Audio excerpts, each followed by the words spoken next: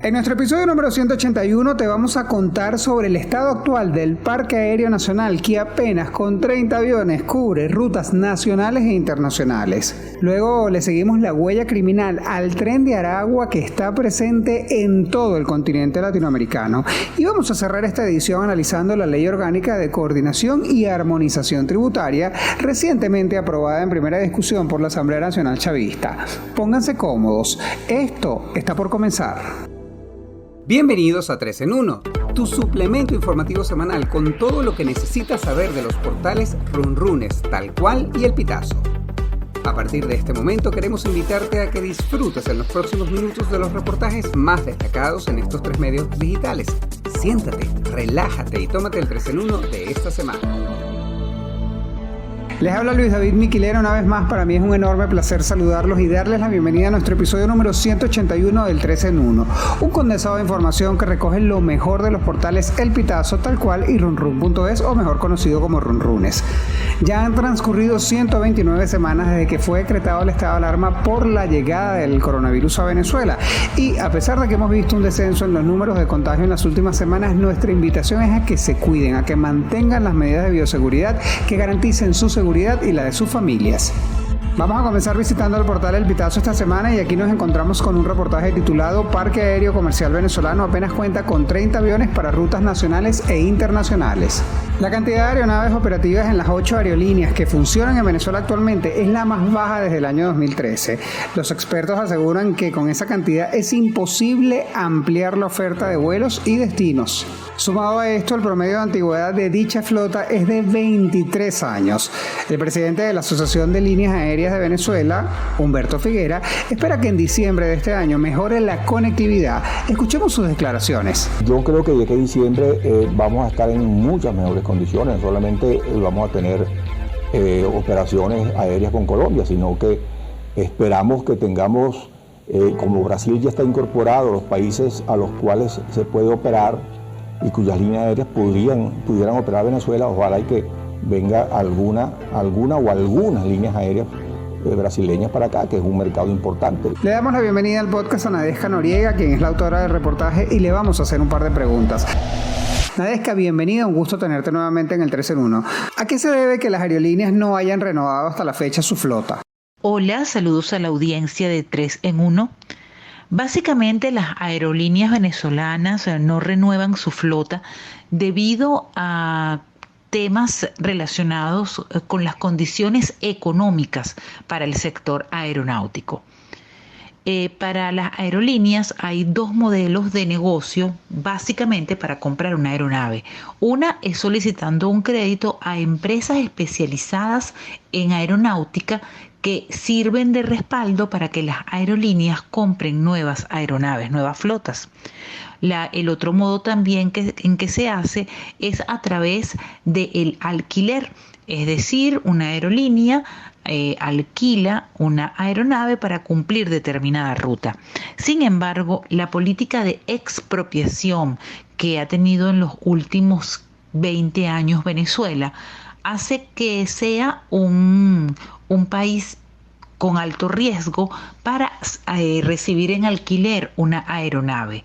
Y por la misma razón, también son riesgosos entregar créditos, altos créditos con baja tasa para que se compren nuevas aeronaves, porque no se sabe cuál va a ser la capacidad de respuesta de una aerolínea, en vista que es el Estado el que controla básicamente lo que es la operación aérea, porque es el Estado venezolano el que acuerda el costo de los pasajes y también es el que otorga los permisos de la ruta.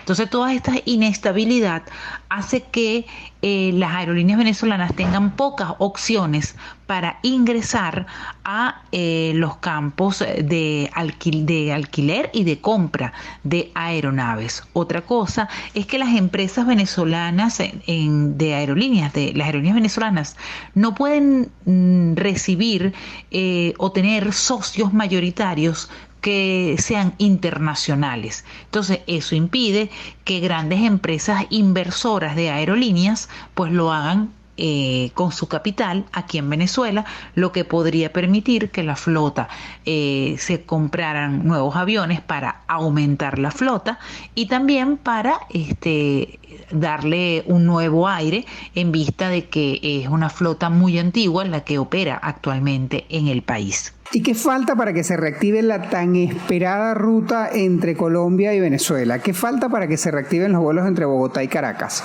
En cuanto a la reactivación de la ruta Bogotá-Caracas, esta reactivación básicamente lo que espera es por la respuesta del Instituto Nacional de Aeronáutica Civil. Ya la Autoridad Aeronáutica Colombiana dio su autorización para retomar estos vuelos. Faltaría que la parte venezolana lo haga. Ya por parte de Colombia, tanto la aerolínea Avianca como Wingo habían solicitado permiso para poder cumplir las rutas de Bogotá, no solo a Caracas, aterrizando en el aeropuerto de Maiquetía, sino también a Maracaibo y a Valencia, en el caso de Avianca y de Wingo. En el caso venezolano, únicamente la aerolínea Láser ha expresado su deseo de retomar lo que eran los vuelos que cumplía anteriormente entre Maiquetía y Bogotá. Sin embargo, también se estima que la aerolínea del Estado venezolano Conviasa pues cumpla nuevamente las rutas que tenía en ese destino. Pero básicamente hay que esperar por la postura del Instituto Nacional de Aeronáutica Civil para nuevamente contar con el permiso para volar directamente desde el aeropuerto de Maiquetía hasta el aeropuerto del Dorado en Bogotá. Hasta una futura oportunidad, Nadesca. Pasamos ahora a visitar el portal runrun.es, mejor conocido como Runrunes, y aquí nos encontramos con una RR Plus que lleva por título La huella criminal del Tren de Aragua en América Latina. Y es que debido a la emergencia humanitaria compleja que se vive en nuestro país, varios integrantes de bandas criminales como el Tren de Aragua han migrado a otros países de la región. Naciones como Colombia, Ecuador, Brasil, Perú, Chile y Bolivia han sido albergue de miembros de esta banda. A los delitos de extorsión, homicidio, narcotráfico y secuestro, la megabanda ha sumado nuevas modalidades como el tráfico de migrantes y trata de mujeres para la explotación sexual. Yagnalí Fermín nos va a aclarar un par de dudas. Yagnalí, bienvenida, qué bueno tenerte en el podcast, además con un tema que está dando tanto de qué hablar en el continente como es la ramificación del Tren de Aragua en diferentes países. Con respecto a esto, quisiera preguntarte, ¿cuáles son las señales que hacen sospechar que es el Tren de Aragua el que está operando en estas naciones? Hola Luis, un gusto saludarte a ti y a toda la audiencia del 3 en 1. Recientemente, el Tren de Aragua ha sido noticia en Chile y Colombia por sus prácticas sanguinarias y amenazas con fines extorsivos. La revista colombiana Semana publicó una investigación sobre el Hotel Negro, una edificación en el centro de Bogotá que sirvió al Tren de Aragua como centro de torturas, homicidios, secuestros y tráfico de drogas. Las autoridades de Chile confirmaron en marzo de 2022 que la megabanda criminal está operando en su territorio, pues 5 venezolanos fueron detenidos por tráfico de drogas y porte ilícito de armas. En 2019, el secretario de Seguridad Pública del estado de Roraima, en Brasil, Olivan Jr., alertó un aumento de criminales venezolanos en la ciudad de Paracaima. Según Jr., los miembros de este grupo estarían involucrados en tráfico de drogas, armas y personas, y cuando estos llegan a los centros de prisión, se identifican como parte del pranato venezolano del Tren de Aragua. En Perú, el nombre de la banda criminal venezolana también ha resonado. En Lima se han destacado por cobrar cupos para controlar la prostitución y la venta de drogas. ¿Y han habido pronunciamientos por parte de las autoridades de otros países y del gobierno venezolano en torno a este tema? Actualmente en Colombia hay investigaciones activas por los 20 homicidios que han ocurrido en Bogotá y donde presuntamente el Tren de Aragua tiene participación directa. Las autoridades chilenas también tienen procesos legales por el incremento de extorsiones a empresarios y comerciantes en donde el Tren de Aragua podría estar involucrado. Sin embargo, en Venezuela hasta el momento no ha habido ningún pronunciamiento oficial sobre la banda criminal. Cuídate mucho, Yagnalí. Cerramos esta semana visitando el portal Tal Cual y aquí tenemos un reportaje titulado Proyecto de ley no ordena ni elimina la vorágine tributaria municipal, estatal y nacional. Como les comentaba al principio, la Asamblea Nacional Chavista aprobó en primera discusión el proyecto de ley orgánica de coordinación y armonización tributaria para eliminar el supuesto caos que existe en el sistema impositivo venezolano. Jesús Farías, presidente de la Comisión Permanente de Economía y Finanzas del Parlamento oficialista, dijo que con la ley se podrá evitar la doble tributación y la sobrecarga fiscal. Presten atención. Muchos gobiernos locales y regionales establecen tributos que nada tienen que ver con la racionalidad, tampoco tienen que ver con la coordinación de las políticas económicas a nivel nacional, ni con la necesidad de alinear todos los esfuerzos en función, número uno, del desarrollo de la economía venezolana y número dos, de la justicia tributaria. Por su parte, expertos en materia tributaria aseguran que a pesar de regular las alcaldías y las gobernaciones, dicha normativa no cumple con lo establecido en la Constitución Nacional porque, entre otras cosas, no fue consultada con el pueblo. Ayagna Figueroa nos aclara un par de dudas. Ayagna, bienvenida, un gusto tenerte en el podcast, espero que estés muy bien. Cuéntame, ¿cuáles son los puntos más importantes que plantea este proyecto de ley? Hola Luis, ¿cómo estás? Un placer conversar contigo nuevamente y un saludo para todos. Bueno, Luis, sí, la Asamblea Nacional de 2020 aprobó recientemente en primera discusión este proyecto de ley con el cual pretende ordenar la creación de impuestos y fijación de tasas o alícuotas por parte de los gobiernos regionales. Como se recordará, más o menos a partir del año 2018, pues varias alcaldías comenzaron a crear una serie de impuestos que de alguna manera colidaban con los tributos ya establecidos en todo el territorio nacional por parte del ente rector, que es el CENIAT. Y por otra parte, varios gremios empresariales pues señalaron que existe una alta carga tributaria en sus empresas, producto también de la creación de esta serie de tributos que se generaron en los últimos años. Pues bien, entonces el proyecto de ley también establece que los gobiernos regionales deben cobrar los tributos en moneda nacional y hacer pública cualquier ordenanza al respecto.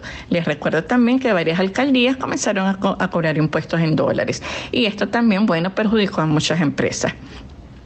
Por otra parte, entonces, el proyecto de ley también establece la creación de un Consejo Superior de Armonización Tributaria, el cual será el organismo encargado de aprobar o autorizar todos aquellos impuestos que tanto gobernaciones como alcaldías pretendan crear.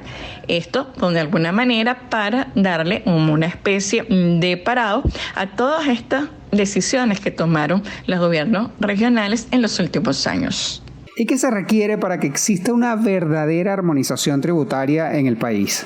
Bueno, Luis, esta pregunta es difícil de responder en tan poco tiempo, pero lo que sí te puedo decir es que así como te comenté anteriormente de que las gobernaciones y alcaldías habían creado una serie de impuestos que afectaron la operatividad de las empresas, pues el gobierno nacional también hizo lo mismo.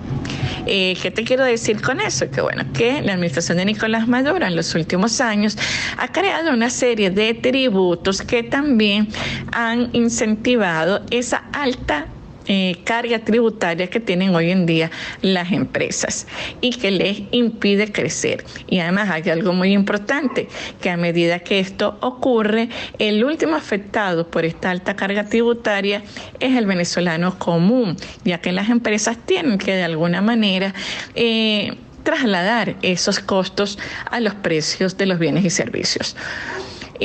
Con respecto a tu pregunta entonces, para poder entonces tratar de ordenar el sistema impositivo, los abogados tributarios han señalado que se deben eliminar una serie de impuestos, como el impuesto a las grandes transacciones financieras, el impuesto a los grandes patrimonios. Señalan que hay que revisar ya los impuestos municipales que existen hoy en día, los cuales muchos de ellos se graban con una moneda distinta al bolívar, incluso con el petro. También señalan que se debe revisar la forma en que se está cobrando hoy en día el impuesto al valor agregado y también el impuesto sobre la renta. Hay otro impuesto que es el impuesto a las actividades económicas, que también señalan que es necesario que se revise, puesto que mientras no se adecue a la realidad de hoy en día, pues también afectará en el desarrollo de las zonas económicas especiales que el gobierno quiere incentivar. Por otra parte, señalan que es necesario revisar las contribuciones que se destinan a ciertas organizaciones como las comunas y sincerar de alguna manera la designación de contribuyentes especiales para la tributación de estos impuestos a los grandes patrimonios. Es decir, hay una serie de puntos y de temas que deben ser revisados para que de alguna manera pueda entonces hablarse con sinceridad de una armonización o de un ordenamiento del sistema tributario venezolano, porque de lo contrario, señalan los abogados tributarios, mientras se apruebe este proyecto de ley tal cual como está concebido hoy en día, pues no logrará el objetivo deseado. Encantado de saludarte, Yanna. Con esto hemos llegado al final del 3 en 1 de esta semana, estimada audiencia. Espero que hayan disfrutado tanto como nosotros este episodio, el episodio número 181. Les invito a todos a que por favor nos ayuden a llegar a mucha más gente, y lo que deben hacer es muy sencillo: suscribirse en las diferentes plataformas en donde estamos disponibles. Recuerden que nos ubican en Apple Podcasts, Google Podcasts, Spotify, y también nos pueden ver en la plataforma de videos YouTube. Reiteramos el llamado a mantenerse firmes en la lucha contra el coronavirus. Por favor, usen su tapabocas, gel antibacterial, alcohol, lávense las manos con agua y con jabón, y recuerden que el distanciamiento social en este momento es necesario. En la producción de este espacio estuvieron Yanna Fermín y Francisco Zambrano, y editó Abraham Moncada. Les narró Luis David Miquilena. Un gusto para mí acompañarlos semana tras semana. Nuestra cita ahora son los viernes, así que los invito a todos a que estén muy pendientes de nuestras redes sociales en los diferentes portales, a que nos sigan en nuestras cuentas y que tengan un excelente fin de semana. Nos escuchamos el próximo viernes.